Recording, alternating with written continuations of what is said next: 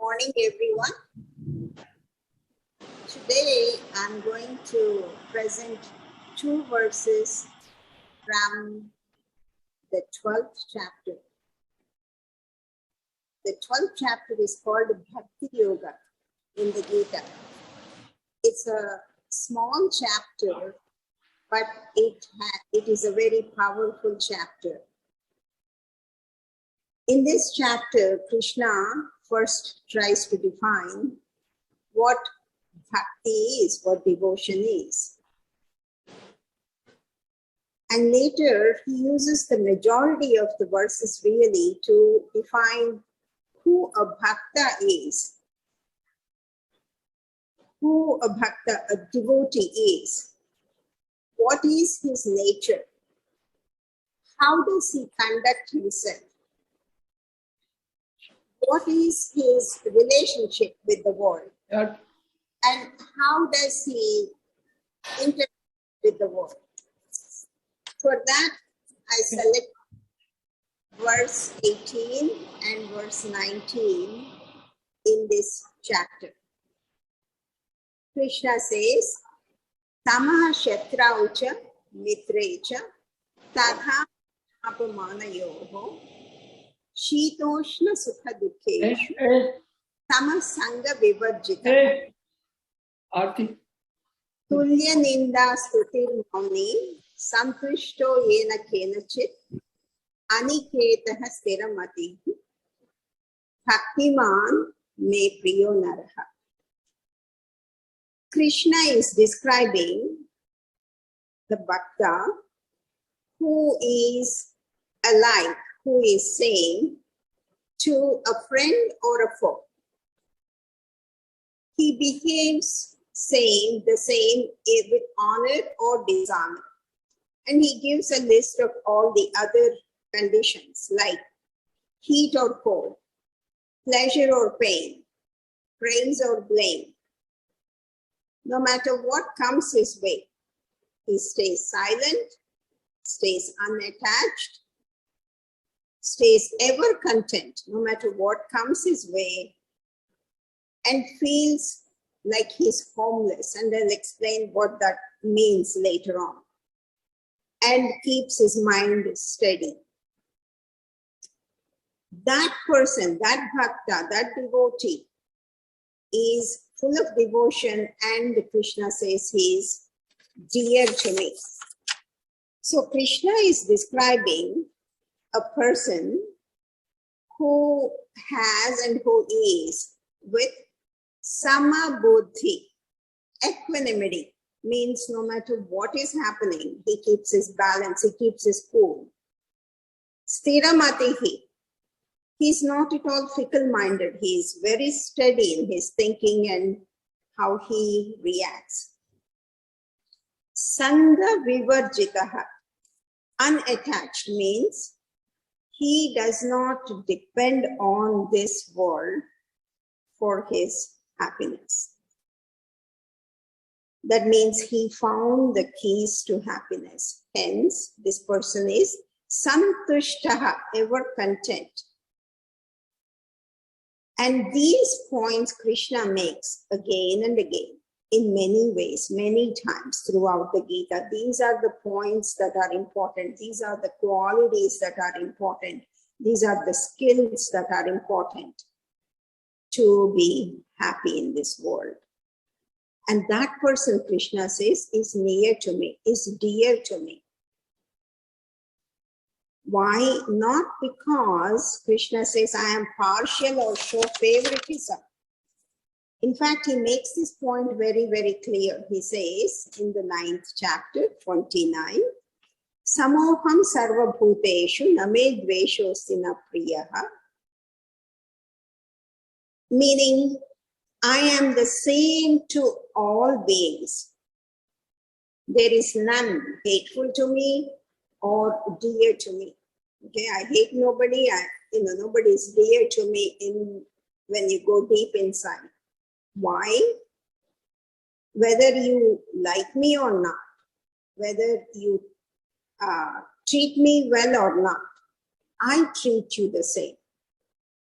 because I give the same to everyone. And I am in everybody's heart. I don't depend on you to give me anything. I just give you what all I could to all of you. But it is you who chooses to experience me or chooses to deny me. And naturally, Krishna says, one who's a devotee and one who chooses me to experience me comes close to me. He's dear to me. It would be very similar to sunshine, rain, moonlight. Everything is out there. We can experience it only by going out there and trying to be there. If we close all the windows, all the doors, stay inside, we would not be able to experience it. Similarly, he says, open your heart to be able to experience me. I am there for you. And why is Krishna explaining all this? What is the purpose of it? When we look at life, we face so many challenges. We face so many changes in life. In fact, change is the only constant thing in life on a day-to-day basis. We are bombarded by various issues thrown at us by this world. Constantly. They could be good, they could be bad, they could be positive or negative, big or small, temporary or long-lasting, relative or absolute. And they could be about so many issues, personal issues, property issues, finances, family, friends, age-related, you name it, so many health-related. They could be one-time or recurrent type. And when we look at these challenges, what may be a challenge to one may not be a challenge to the other. We are all different about how we react to various challenges in life. But nonetheless, there is nobody without challenges in this world. Like they say, crab has crab's own problems. So how do we deal with them? And Krishna is showing the way through these verses, through these teachings. So what is he saying? First point is, be equal to a foe or a friend. Whether somebody likes you or not does not matter, Krishna says. And he repeats this type of message in many ways, as I said, many times. In fact, when the 11th chapter is coming to an end, in the last verse, he says, Nirvairaha sarva bhuteshu. Bear enmity to none, nobody, no matter what they did to you or doing to you. And in the beginning of this small chapter, I was telling you, it has only 20 verses, and he repeats these messages more than once in this small chapter also. In fact, when he's beginning to describe the qualities of a bhakta, the first thing he says is, Adveshta sarva bhutanam maitraha karuna evacha. Not only that the bhakta hates nobody, in addition, he is kind and compassionate to all. Why is he doing that? Not because the others deserve it, but because we deserve it, Krishna says. Each one of us deserves to have these skills because these skills would benefit us. This is the way. Typically, we are in a rajasic mode, meaning if you're nice to me, I'm nice to you. If you are hard on me, I'm hard on you. If you hate me, I hate you. It's like a ball, if you kick it here, it goes there. If you kick from there, it comes here. We are in that reaction mode constantly. But Krishna advises us to go higher in a sattvic mode, to not be in that reactive mode. so that we can keep our peace.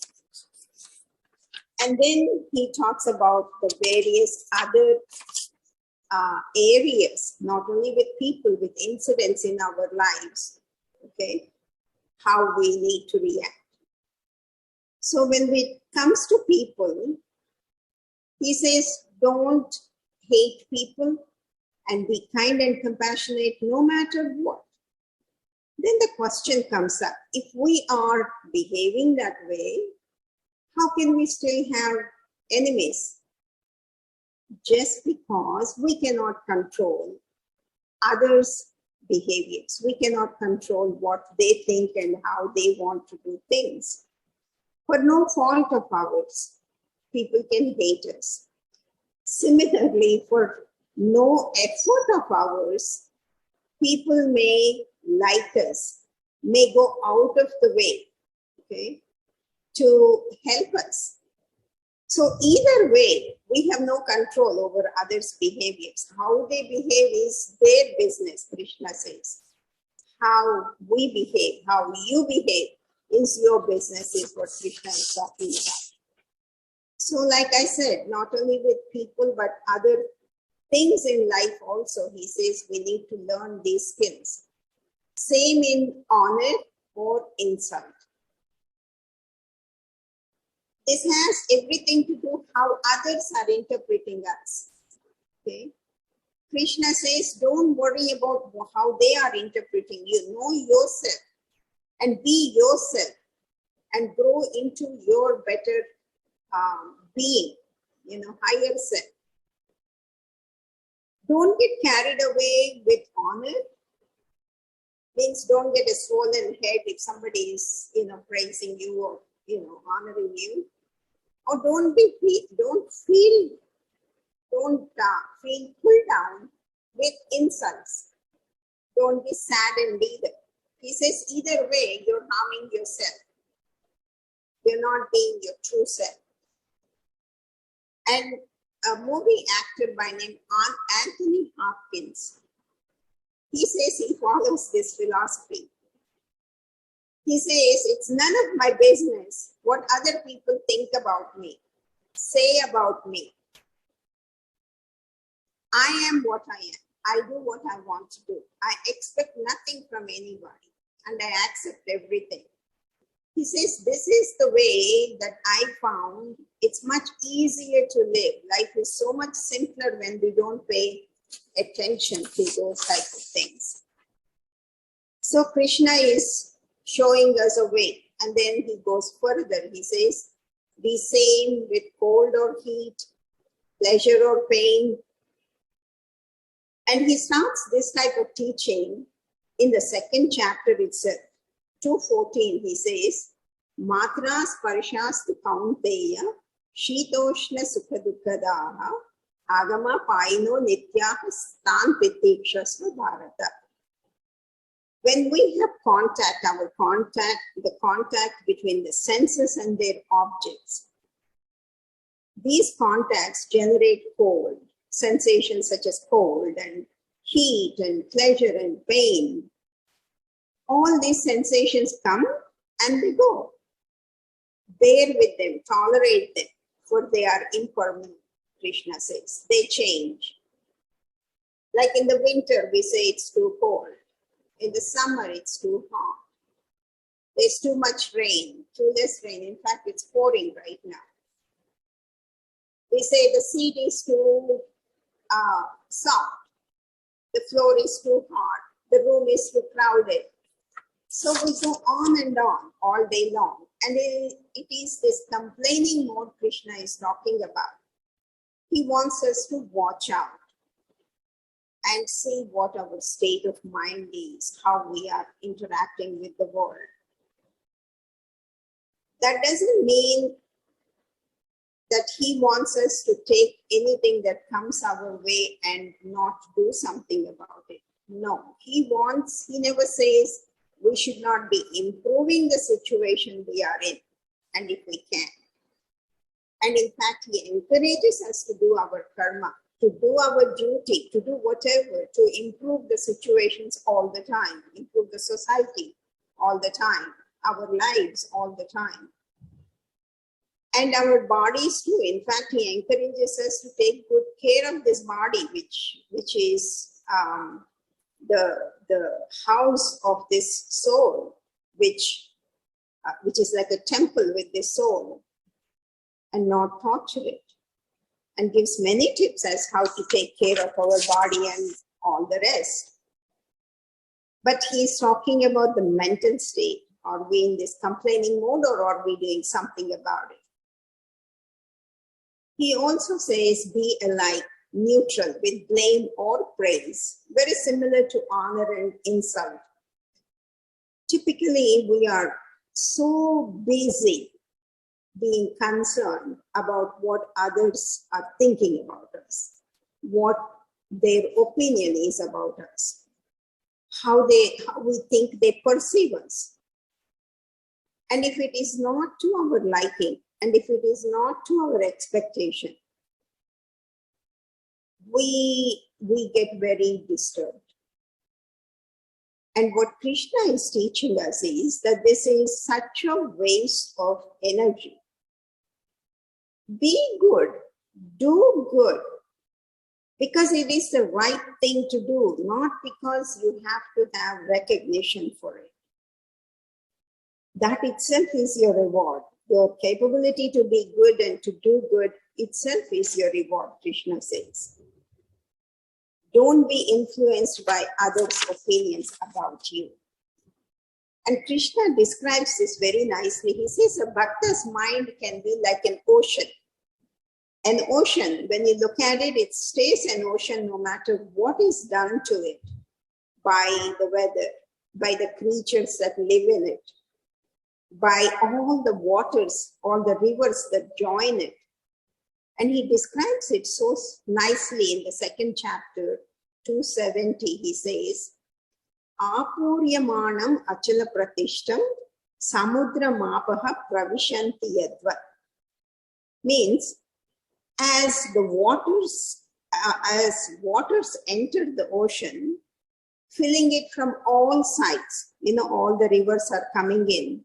What does the ocean do? It stays still, unmoved. It doesn't go any place. It stays where it is. Similarly, Krishna says, no matter what is fed into your mind, you can and should stay calm, stay steady. That's what he's explaining. And how can we do this? And he gives tips again in the same verse. He says, one, by being free from attachment. Not have emotional independence on people or things, that is, on this world, to keep us happy. Okay? Atmanev atmana tushtaha. Learn to be happy within yourself. And he repeats this again and again and again. This jagat, which means that something that moves, something that changes all the time, constantly throwing challenges at us. The key is to be independent of this world. Okay? Be in this world and live like as if you're playing a part in this world. Be like an actor in this world. Know that this is a temporary thing. It has a beginning, it has an end. So that is why a bhakta feels homeless, meaning he knows that this is temporary. This is not the permanent abode. This body that has been given comes and goes. Okay? But I am, aham brahmasmi, that soul is forever.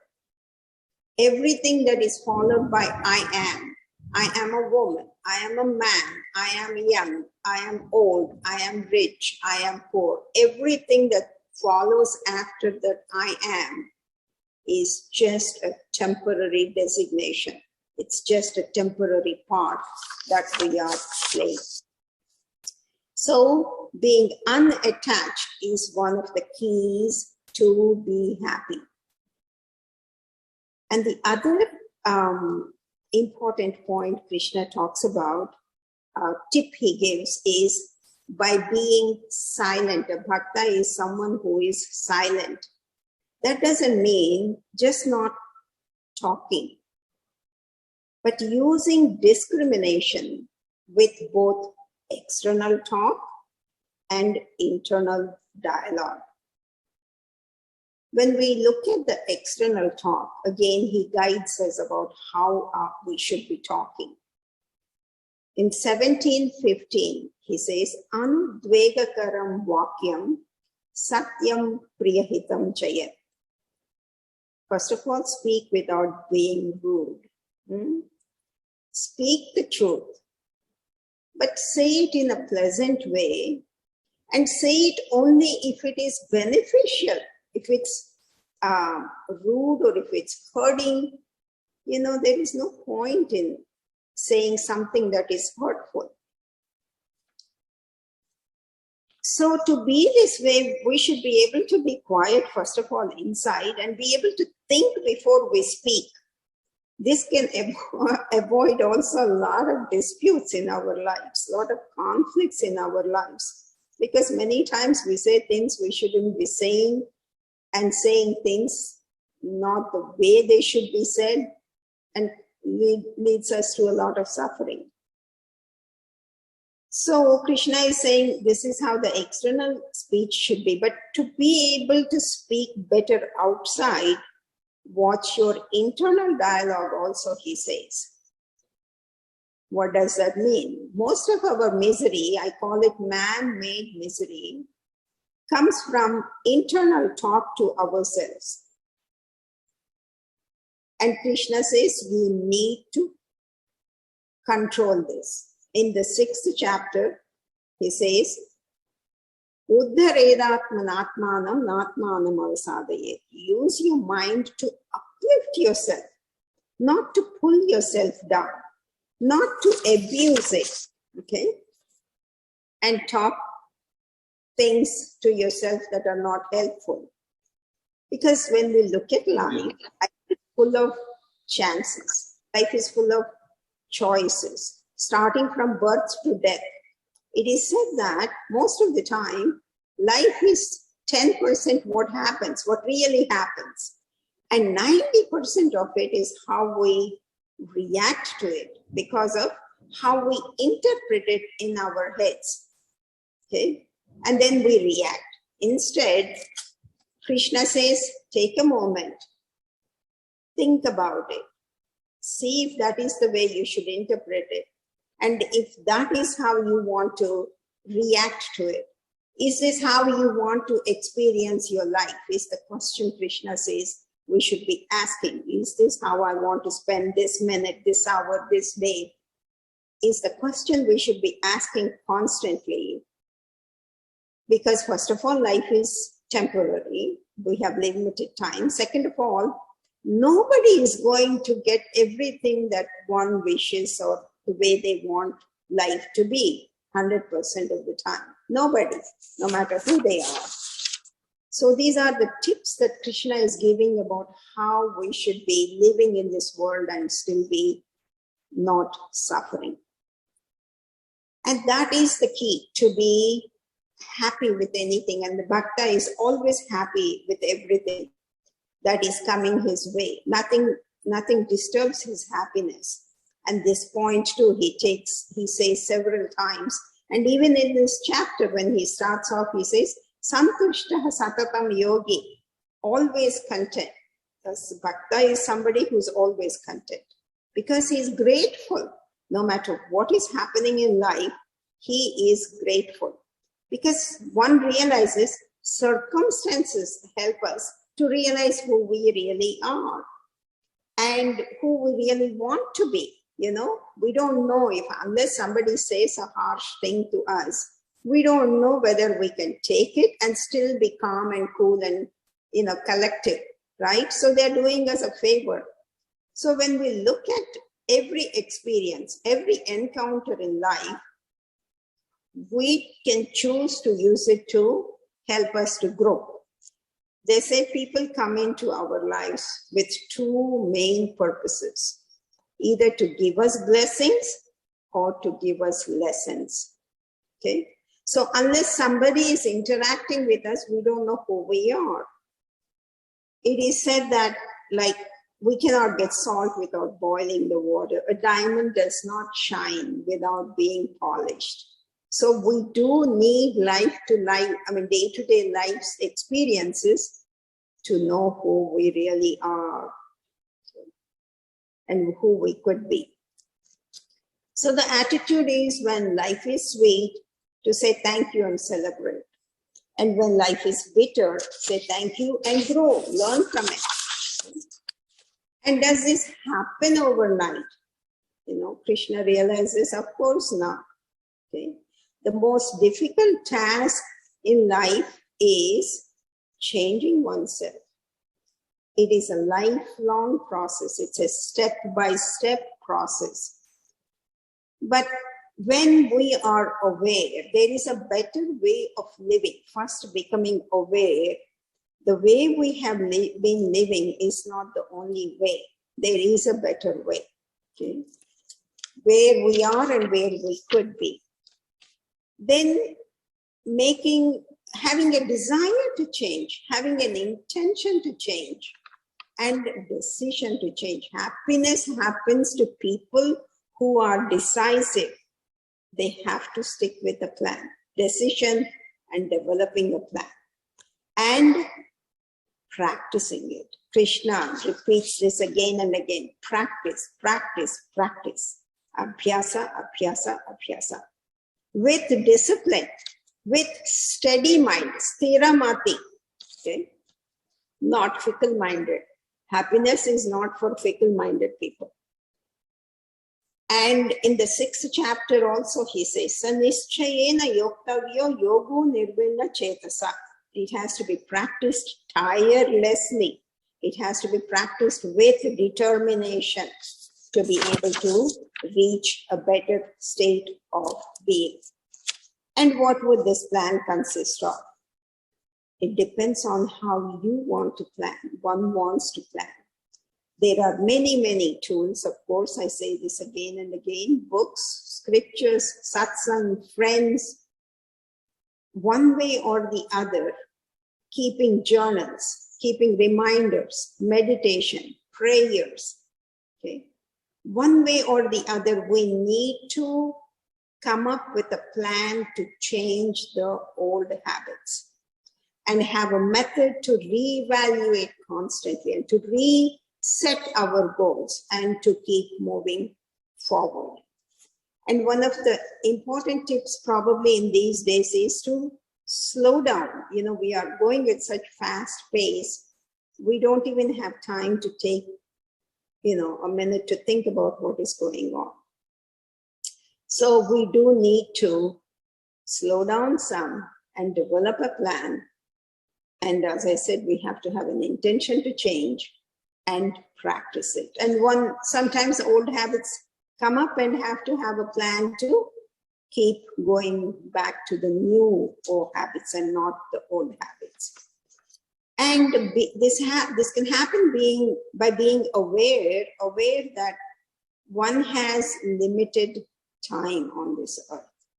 Each hour, each day, each time spent on worry, spent on anger, spent on hatred, spent on guilt, any such emotion, is spent forever without peace.